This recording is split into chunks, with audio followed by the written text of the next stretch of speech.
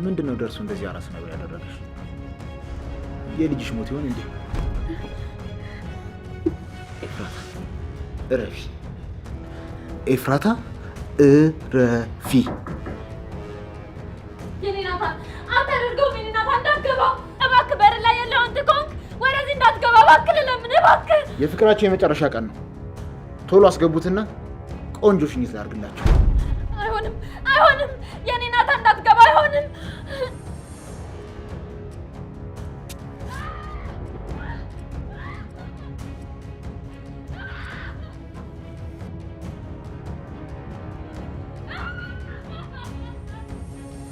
ይህም አይሆንም በጭራሽ። የኔ ናታን ምንም መሆን የለበትም።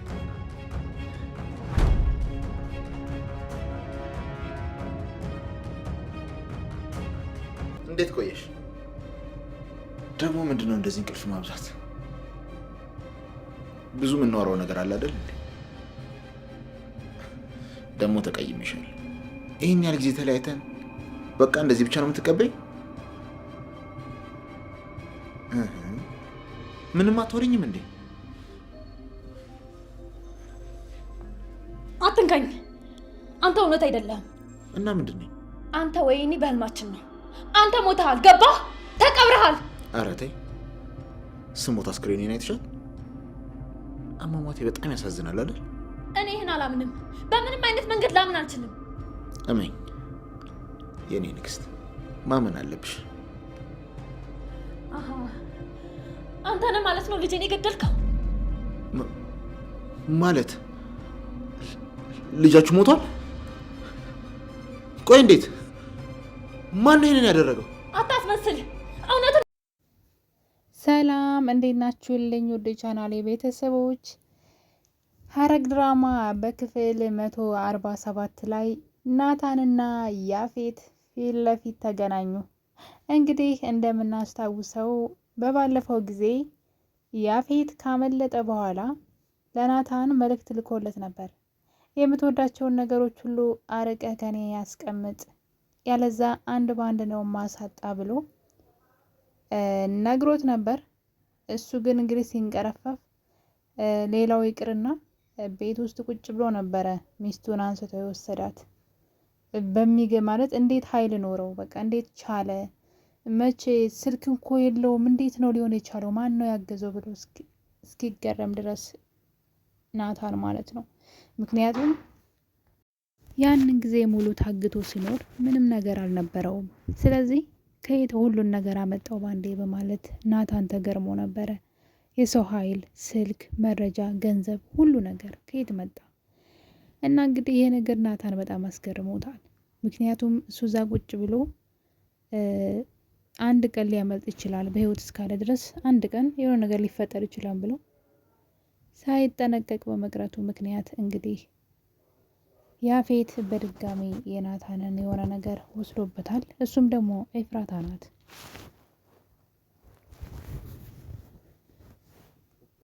እናም እንግዲህ ያፌት ኤፍራታን ከወሰዳት በኋላ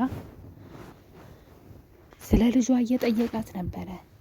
ቤት ውስጥ ልጃችሁ የለም፣ የት ሄዶ ነው ወይንስ ባልሽ አንቺን ትቶ ልጃችሁን አሽሽቶ ነው እያለ ሲጠይቃት ኤፍራታን እያየን ነበረ። ኤፍራታ ግን ነገሩን ማመን አልቻለችም። በህልሜ ነው ወይን ያብጄ ነው እያለች እንግዲህ ለብዙ ሰዓታት ደጋግማ ራሷን እየሳተችና በነገሩ ትንሽ ተደናግጣለች። ምክንያቱም በህይወት የለም ያፌት ሞቷል የተባለ ሰው ድንገት ተነስቶ ለዛውም እሷን ይዟት በድጋሜ ከፊቱ ራሷን ስታገኘው ማመን አቅቷት ነበረ። እና እንግዲህ በዚህ ሰዓት ያፌት ስለ ልጇ እየጠየቃት ነበር። ልጃችሁ የት ነው እያላት ነበር። እናም ኤፍራታ ስለዚህ ልጅን የገደልከው አንተ ነህ እያለችው ነበር። ያፌትን በነገሩ በጣም ነበር የደነገጠው። ማን ነው ይህን ያደረገው እያለ ነበር። እንደሚታወቀው የናታንና የኤፉ ልጅ ትንሹ ያፌት በህይወት አለ። ይህን ነገር የሚያውቁት እንግዲህ ሉሊት ያበደች መስላ ነገሮችን ስትሰልል ነው የኖረችው። ምንም ያበደችው ነገር የላትም። ነገር ግን በውጭ ሆና ነገሮችን ሁሉ እያስተካከለች ነበር። እናም እንግዲህ የነናታን ልጅ ሞተ የተባለ ጊዜ በቦታው ተገኝታ ልጁ እንዳልሞተና ቃል ወይም ደግሞ አክስቱ ትዝታ የሆነችው ማለት ነው በትዝታ ትዕዛዝ መሰረት የነኤፉን ልጅ ወስዶ ሊገለው ነበር። እናም እናቱን ያያት ቀን ነበር ኤፍራታን ስለወደዳት ልጇን ሳይገል ቤቱን አቃጥለው ሳይሞት አስመስለው እና ልጁን በጓሮ ይዞ ሲወጣ ሉሊት አይታው ነበረ። እናም አንድ ቀን እህቱ የጽዮን እህት ሆና እዛ ቤት የጽዮን ጓደኛ መስላ እዛ ቤት ለመሰለል በተደጋጋሚ ስትመላለስ ታያታለች። በመጨረሻም ፎቶ አሳየቻት፣ የወንድሟን ፎቶ። ምክንያቱም ትከታተላቸው ነበረ፣ ማን እዛ ቤት እንደሚገባ፣ ማን እንደሚወጣ፣ ማን ምን እንደሚያደርግ ታውቃለች። እናም ይህን ነገር ግን ከቃልና ሉሊት ይህን ነገር ሲያወሩ ድንገት ዳግም ይሰማቸዋል። የኤፍራታ ወንድም ዳግም ይሄን ነገር ሰምቷቸዋል። ሁለቱ የኤፍራታ ልጅ በህይወት አለ እያሉ ሲያወሩ ከላይ ሆኖ አዳምጧቸው ሁላችንም ፈርተን ነበር ያግቱታን ብለን፣ ምክንያቱም ሚስጥሩ እንዲወጣ አይፈልጉም።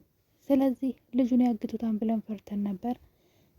ግን ሉሊት በሌላ ነገር አስፈራርተዋለች። ይህን ነገር ለማንም ትንፍሽ እንዳትል፣ ያለዛ ግን ጽዮንን እንደመረስካት ለሁሉም ሰው እናገራለሁ ብላ አስፈራርተዋለች። ነገር ግን ይሄን ነገር ሊደርስበት የሚችለው እንግዲህ ያፌት ነው ብዬ አስባለሁ። ያፌት እነማን ሊገሉት እንደሚችሉ ልጁን ስለሚያውቅ እነሱን ሲከታተል እውነቱ ላይ ሊደርስበት ይችላል። የኤፉን ልጅም ሊያስለቅቅላት ይችላል ብለን እናስባለን። ያፌትና ናታን እንግዲህ ፊት ለፊት ተገናኝተዋል። ብዙዎቻችሁ እንግዲህ ሀሳብ አስተያየት ስትሰጡ ያፌትና ናታን መታረቅ አለባቸው፣ ወንድማማቾች ናቸው፣ በቀል ይብቃ እያላችሁ ነበረ። እንግዲህ ይህን ማድረግ አለባቸው። ናታን ግን በአሁኑ እኔ ጎድዬ ኤፉን ማትረፍ ፈልጋለሁ እያለ ነው። ያፌት ኤፍራታን ምንም አያደርጋትም፣ ምንም ይጎዳት ነገር የለም። ያው እሱን ለማናደድ ነው እንጂ ምን ያደርጋታል? እሱ ጋር እስከዛሬም ኖራለች እና ነገር ግን እሱ አሁን ላይ የእሷ ስቃይ መብቃት አለበት እያለ ይገኛል። እናም እንግዲህ በዚህ የተነሳ ናታን ቀጥታ ከያፌት ጋራ መጋፈጥን ፈልጓል ማለት ነው። መሆንም ያለበት ሁለቱ ታርቀው እንግዲህ ብዙ ጠላቶች ስላሏቸው አብረው እንደውም ያፌት ብዙ ናታንን ማገዝ አለበት እንጂ ሁለቱ እየተናቆሩ ምንም ጥቅም በሌለው ነገር ላይ ማለት ነው። በዛ ላይ ደግሞ እንግዲህ አሁን የኤፉ ልጅ እንደሞተ ሰምተዋል። ነገር ግን ልጃቸው እንዳልሞተ ደግሞ ሊደርስበት ይችላል። ምክንያቱም ያፌት ብዙ ሰዎችን ያውቃል፣ ማን ሊያደርግ እንደሚችልም ያውቃል። ብዙ ወንጀሎችን ስለሚሰራ ወንጀል የሚሰሩ ሰዎችን ጠንቅቆ ያውቃቸዋል። ስለዚህ የናታን ጥላቶች እነማን ሊሆኑ እንደሚችሉ መገመት አያቅተውም ብዬ አስባለሁ። እና ኤፉኖ ከትዝታ ጋር ይሰራ ስለነበረ ምናልባት እሱን ሊያስታውስ ይችላል። ሴትዋ በጣም አደገኛ፣ የገዛ ባሏን እንኳን ራሱ ሳይቀር የኤፍራታን አባት የገደለችው ራሷ ናት። ስለዚህ የእሷን ሰዎች መከታተሉ አይቀርም ያፌት ከዚህ በኋላ። እንደውም ኤፍራታ አንተነ ልጅን የገደልከው ብላ አስባ ነበረ። እናም እንግዲህ ናታን ደውሎለት ነበረ። ኤፍራታ ይሄ እውነት አይሆንም፣ ወይኔ ወይ አንተ በህልማችን ነው እያለች ነበረ። እናም እንግዲህ ያፌትም ባሏ ጋር ደውሎላት ነበረ፣ ናታን ጋር ማለት ነው። አድራሻ ልኮለት ናታን ያፌት ያለበት ቦታ ድረስ ሂዷል። በነገራችን ላይ ናታን ወደ ያፌት ሲሄድ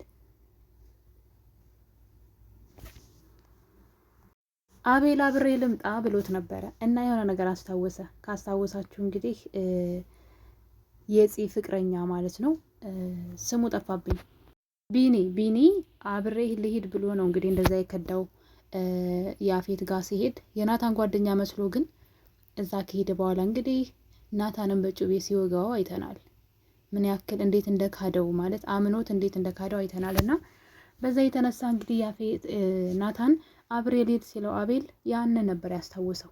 አልፈልግም ማለት አንድ አይነት ነበር ንግግራቸው። አብሬ ልሂድ በምን ሁኔታ ሰው እንደሚቀየር እና ሰው ምን ያክል ከሃዲ እንደሆነ ከቢኒ ስለተማረ አልፈለግም። እንግዲህ ብቻውን ነበረ የሄደው። ነገር ግን እንግዲህ ያፌት ኤፍራታ እንዲገባ አልፈለገችም ነበር። እኔ ናታን እንዳትገባ ወደዚህ የባለፈው አይነት ችግር እንዲፈጠር አልፈልግም፣ ላጣህ አልፈልግም እያለችው ነበረ። እሱ ግን በሩን ከፍቶ ገብቷል። እንግዲህ ያፌት ደግሞ የፍቅራችሁ የመጨረሻ ቀን ነው፣ ስለዚህ ገብቶ ሊያይሽ ይገባል እያለ ነው። ምን ሊያደርግ አስቦ ይሆን? በእርግጥ ኤፉ አሁን ላይ ያፌት ጋር ብትሆን መልካም ነው። ምክንያቱም ደግሞ ናታን እሷን መጠበቅ አይችልም።